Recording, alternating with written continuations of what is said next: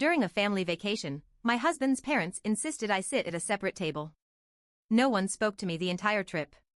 When I asked my husband, he shrugged, "It's just their way." I smiled and said, "Perfect. I have my own way too." The next morning, they found out what I had done, and panic set in. Looking back, the signs were always there. The little comments, the dismissive looks, the way I was always treated like an afterthought in my own marriage. But I ignored them because I loved my husband, Mark. I thought if I just kept trying, if I kept being patient, things would change. They didn't. Instead, I found myself on a family vacation that was supposed to be a fun, relaxing trip to Hilton Head, South Carolina, but it turned into something else. Something I'll never forget. We had just arrived at the resort. It was a beautiful place, the kind you see in travel magazines. White sand, palm trees, the sound of waves crashing in the distance. I was actually excited. I thought maybe, just maybe, this trip would be different. That Richard and Susan, my in-laws, would finally warm up to me. That we'd sit together, laugh, bond as a family. I was wrong. That first night, we went to a nice restaurant for dinner. The waiter showed us to a long table, set perfectly for our group. Just as I was about to sit down next to Mark, Richard spoke up. "Oh, there must be a mistake," he said, shaking his head. "She'll need her own table." I blinked, thinking I must have misheard. "Excuse me?" I said. Susan didn't even look up from the menu. "It's just how we do things." I looked at Mark, waiting for him to say something. To tell them this was ridiculous. That I was his wife, not some random stranger. Instead, he just sighed. Shrugged. "It's just their way," he muttered. Their way. So I sat at my own table. Alone. I should have left right then and there. But I didn't. I stayed, thinking maybe it was just a weird tradition, a one-time thing. But it wasn't. The next morning, I woke up early, ready to go to breakfast with the family. I walked down to the hotel restaurant, expecting to see them waiting for me. They weren't. I texted Mark. No response. I wandered around for nearly half an hour before I finally found them, already sitting at a large table, mid-meal, laughing and chatting like nothing was wrong. Like I wasn't even there. I walked up, confused. "Why didn't you tell me you were coming down?" Richard barely looked up. "We assumed you'd figure it out." Susan sipped her coffee. "It's just how we do things." I glanced at Mark. He was already eating, acting like this was totally normal. That was the moment I realized I wasn't part of their family. I never had been. And Mark? He wasn't on my side. The rest of the trip followed the same pattern. Every meal, I sat alone. Every group activity, they conveniently forgot to tell me. They went out on a private boat tour. I found out about it when I saw their pictures on Instagram. They did a fancy wine tasting. I only realized when I walked past them in the lobby, dressed up and heading out the door. I asked Mark about it later. "You could have texted me," I said, trying to keep my voice calm. He just sighed again, as if I was the one being difficult. "It's just their way." That was the only answer he ever gave me. By the fourth day, I gave up. I stopped trying. I stopped asking. They wanted me to be invisible? Fine. But they had no idea what was coming. Because I had my own way too. That night, while they were out drinking and celebrating their perfect little family vacation, I went back to the hotel room and got to work. I wasn't just sitting at a separate table anymore. I was about to remove myself completely. And they were about to feel it. I pulled up my email, opened the reservation confirmations, and got to work. Because guess what? I had booked everything. The hotel? My name. The rental car? My credit card. The dinner reservations? My account. The resort spa day Susan had been looking forward to for weeks. Oh yeah, I had booked that too. I cancelled everything. One by one, I wiped their plans off the map. Their rooms? Cancelled. Their rental car? Gone. Their fancy dinner at the waterfront restaurant? Not happening. I even called the spa and politely informed them that Susan would not be attending. And then? I packed my bags, took the rental car, and left. While they were clinking glasses and toasting to their perfect vacation, I was already driving down the highway, heading toward Charleston. I booked myself a luxury suite, ordered room service, and sat on the balcony watching the ocean, finally at peace.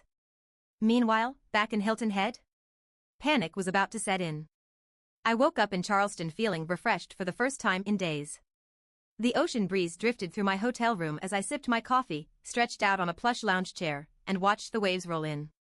Then my phone started vibrating. Mark. I let it ring. Then Susan.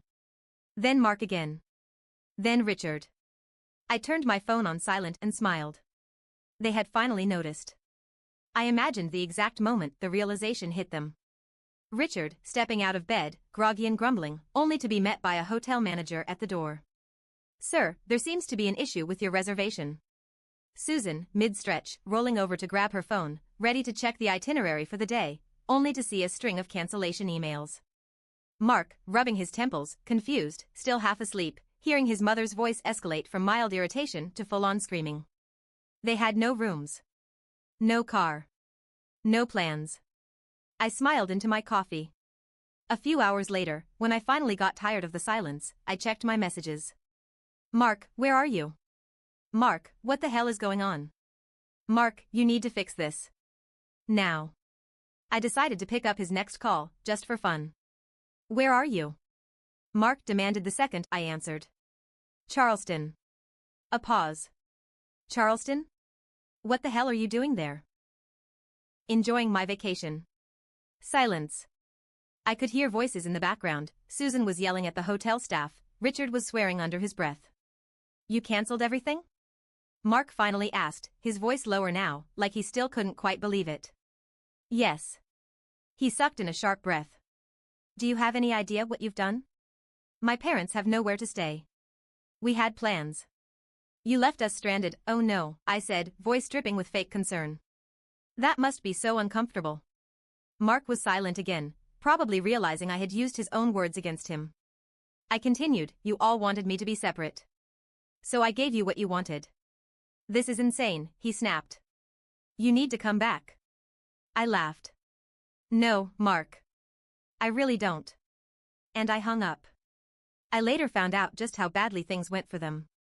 With the hotel fully booked, they had to scramble to find another place to stay. They ended up in a dingy roadside motel, 20 minutes away from the resort. The kind with flickering lights and a weird smell in the air. No rental car meant they had to Uber everywhere, but Hilton Head isn't exactly packed with rideshare drivers. Surge pricing hit them hard. And the fancy dinner Richard had been bragging about for weeks? Fully booked now. They had to eat at a random tourist trap, surrounded by screaming kids and bad seafood. Susan threw a full-on tantrum at the spa when she realized her reservation was gone. She demanded they fit her in anyway. They didn't. I got all of this from the angry texts Mark sent later. "Mark, you seriously just left us like this?" "Mark, Mom is furious. She was humiliated at the spa." "Mark, Dad is losing his mind over the restaurant." "Mark, I hope you're happy." I was. I thought that would be the worst of it for them. A little inconvenience, a taste of their own medicine. But then, something really interesting happened. A few hours later, my phone buzzed again. This time, it wasn't Mark. It was a message from Sarah, Mark's cousin. "Sarah. Hey, just wanted to say, I heard what happened. And honestly? Good for you." I frowned, rereading the message. Sarah and I had always gotten along fine, but she wasn't exactly my confidant. Wait, what do you mean?" Her response made my stomach drop. "Sarah, they did the same thing to Mark's ex-wife." I sat up straight. Mark's ex-wife? He had always told me his first marriage ended because they grew apart. Nothing dramatic, just differences that couldn't be fixed. I had never questioned it. But now? What do you mean?" "Sarah, she went on a family trip with them. They treated her like garbage the entire time. Made her sit at a separate table, ignored her, acted like she wasn't there. She left halfway through. Filed for divorce a month later." My heart pounded. "Sarah, I didn't say anything before because I figured you knew. But seeing what they did to you." I realized he never told you, did he? No. No, he hadn't. Because if he had, I never would have gone on this trip. If he had, I would have known this wasn't just their way, this was a pattern. And Mark? He had known exactly what was happening. And he had let it happen anyway. That night, Mark called again. This time, I answered. I need you to fix this, he said immediately, his voice low, tight with frustration. No, you don't understand. My parents, I understand perfectly, I cut him off. This wasn't about traditions. This was about control. You knew they were going to do this to me. And you let it happen. Silence. Then, who told you that? Bingo. I laughed. So it's true. I wasn't the first. More silence. Then, Mark sighed. Look, my parents can be a little difficult. But they mean well. Mark, they don't even see me as part of the family. He hesitated, and I knew. Right then and there. He wasn't going to fight for me. He never had. Come back, he said instead. Let's fix this. I stared out at the ocean, at the waves crashing gently against the shore. No, I said again, voice steady. I think I've already fixed it. And I hung up. After I hung up on Mark, I stared at my phone, my mind racing. Mark had known. He had seen this all before. And he still let me walk straight into it. I wasn't just furious anymore, I was done. I poured myself another drink, leaned back in my lounge chair, and tried to enjoy the rest of my evening. But something was nagging at me. If he had lied about his ex-wife, what else had he lied about? I decided to do some digging. I opened Facebook and searched for her name, Rachel, Mark's ex-wife. I had never thought to look her up before, but now? I needed answers. Her profile was private, but I scrolled through her mutual friends, searching for anyone who might be willing to talk. Then I saw her sister's profile. Lauren. And she had public posts. I clicked on one from 2 years ago, just after Rachel and Mark had split. Never let a man's family destroy you. Never let them convince you that you're less than you are. My sister deserved better. We all tried to warn her. Never again. My stomach twisted. I scrolled further and found an old comment from Sarah, Mark's cousin, the same one who had messaged me. I wish she had listened to us. At least she's free now. Listen to them? I sat there, my heart pounding.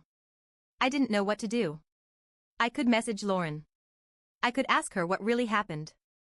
But was I ready to hear it? I stared at the screen for a long time. Then, finally, I took a deep breath and typed. Me, hey, this is going to sound really random, but I think we need to talk. She responded within minutes. Lauren didn't waste time. Lauren, I was wondering when you'd reach out. That single message hit me like a punch to the stomach. Me, so you know who I am? Lauren, yeah. We've been waiting for this to happen. I stared at the screen, my fingers frozen over the keyboard. We? Me, what do you mean? Lauren, Rachel wasn't the first, you know. And she sure wasn't the last. My breath caught. Me, what are you saying? Lauren, I'm saying Mark has done this before. More than once. His parents have done this before. More than once. Lauren, and if you're talking to me right now, I'm guessing you just went through it too. I felt sick. This wasn't just some one-off pattern. This was a game to them. A twisted little tradition they played on every woman Mark brought into his life. They never saw his partners as real family.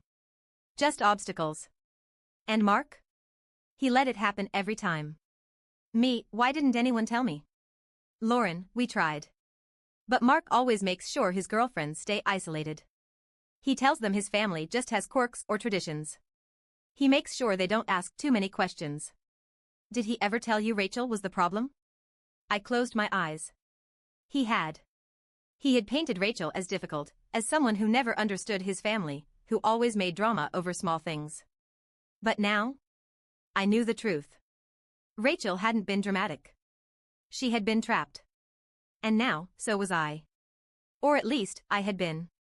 Until now. I didn't sleep that night. The realization that I had wasted years of my life on this man burned in my chest.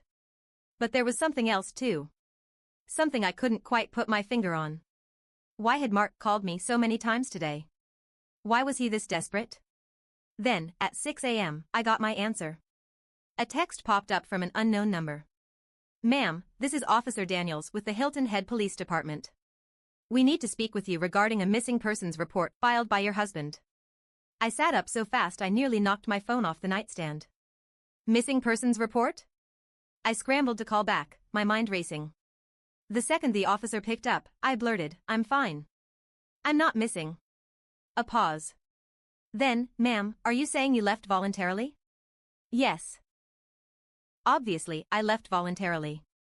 My husband knows exactly where I am. He's been calling me non-stop. The officer sighed.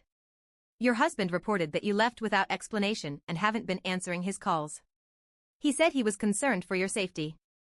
I clenched my jaw so hard my teeth hurt. This wasn't concern. This was control. Mark hadn't been worried about me. He had been trying to force me to come back. I took a deep breath. "Officer, I am perfectly fine. I am in Charleston. I left Hilton Head by choice. I am not missing, and I do not want my husband contacting me." A pause. "Would you like to file a formal request for no further contact?" I hesitated.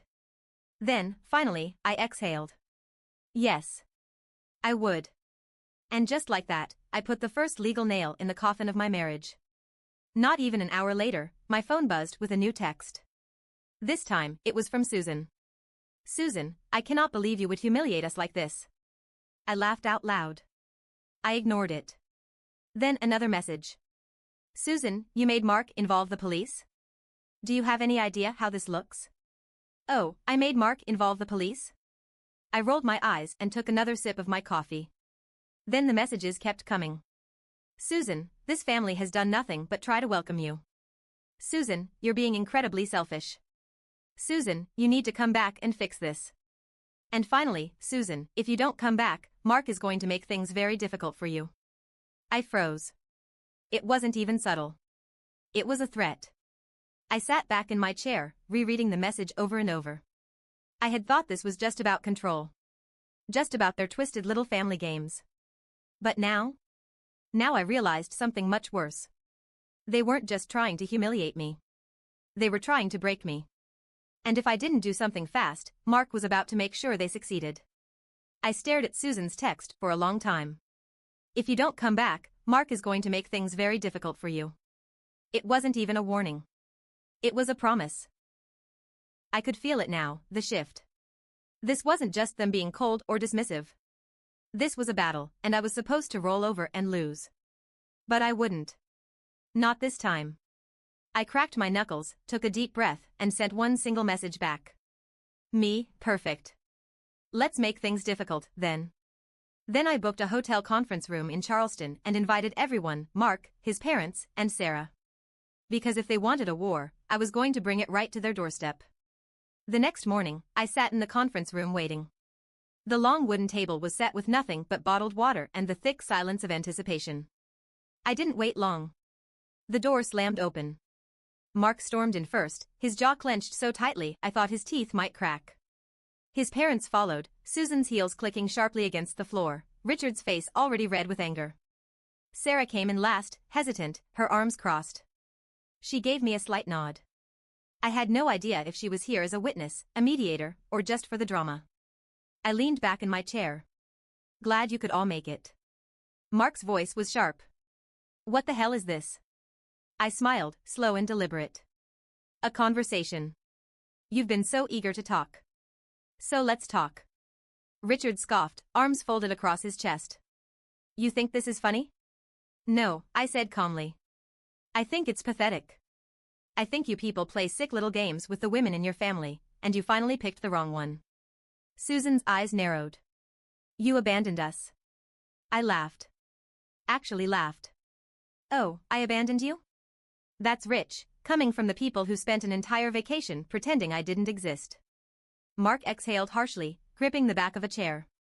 "You're blowing this out of proportion." That was it. That was the moment. I slammed my hands on the table so hard that Susan flinched. "I am your wife." My voice echoed in the room, cold and sharp. Asterisk asterisk, not a stranger. Not some random outsider. I am your wife, and you let them treat me like nothing. And you, I jabbed a finger at Mark. Knew this wasn't the first time. You knew exactly what was happening, and you let it happen anyway. His face paled. Susan cut in quickly, her voice high-pitched. "We were just following tradition, bullshit." I shot back. "It's not tradition. It's control. It's a test, and you fail every woman who walks into this family. Mark shook his head. You're overreacting. I grabbed my phone, pulled up the messages from Lauren, and threw it onto the table in front of him. Read it. He hesitated. Read it. Slowly, Mark picked up the phone and scrolled. I watched his face tighten with every word. Then he threw the phone down like it burned him. This isn't proof of anything. Richard crossed his arms. You're digging up old stories. It has nothing to do with us. I turned to Susan. Is that right? Because last night, you sent me a message threatening me. You told me if I didn't come back, Mark would make things difficult. Her mouth snapped shut. Sarah let out a low whistle. Wow. Mark turned to his mother, eyes narrowing. You did what? Susan stiffened. I was trying to make her understand. Understand what? Mark's voice rose. That you've been playing this game for years? That you did the same thing to Rachel? Richard shifted uncomfortably. Susan shot him a look, but the damage was done. Mark's jaw twitched. Jesus Christ. And just like that, I saw it. The crack. The tiny fracture in his carefully built loyalty to his parents. The moment he realized I hadn't been wrong. That I had never been wrong. Mark turned back to me. For the first time, he actually looked unsure. I stared at him, waiting. Waiting to see if he would finally say something that mattered. But then? He ran his hands through his hair and sighed. I can fix this. My stomach dropped. That was his first instinct? Not an apology. Not regret. Just fixing the optics. I leaned back, exhaling slowly. You really don't get it, do you? Silence. I stood up, adjusting my bag. I'm not coming back, Mark. That snapped him out of it. Wait, what? I'm done. His eyes widened. You're serious? Sarah snorted. Dude. How have you not figured that out by now? Susan's voice rose. This is ridiculous. You're throwing away your marriage over a misunderstanding. I shook my head. No, Susan. You threw it away. You and Richard and your sick, twisted way of treating people. Mark was just too weak to stop it. Mark reached for my arm, but I stepped back. Wait, let's talk about this. I held up my hand. No, Mark. You talk. You make excuses. You let them control you. But I'm done listening. I grabbed my phone and walked to the door. Mark's voice was almost desperate now. Wait, where are you going? I turned back, staring at him one last time. I'm leaving. Susan scoffed.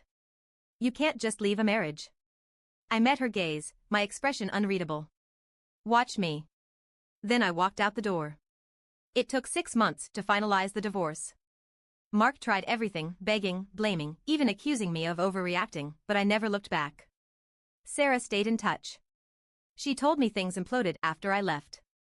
Apparently, Mark finally confronted his parents, and it wasn't pretty. Richard called him weak. Susan cried, saying I had brainwashed him. For the first time, Mark saw them for what they really were. It didn't change anything for me. I was already gone. I moved back to Charleston permanently. I found a new apartment, reconnected with old friends, and started rebuilding my life. One night, months later, I got a text from an unknown number. Mark, I see it now. I'm sorry. I stared at it for a long time. Then I deleted it. Because for the first time in years, I was free.